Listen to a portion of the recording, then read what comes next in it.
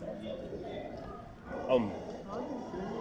I've seen something strange, in the Arab field. I don't know what is it, but then I think if we can ask this guy, what is it? Yo, my brother. Sorry, sorry. What's up? What's this in your head? Huh? What is it? What is it on your head, Bob? This guy doesn't want to answer me, guys. What is it on your head? What do you call this thing in Zulu? Huh?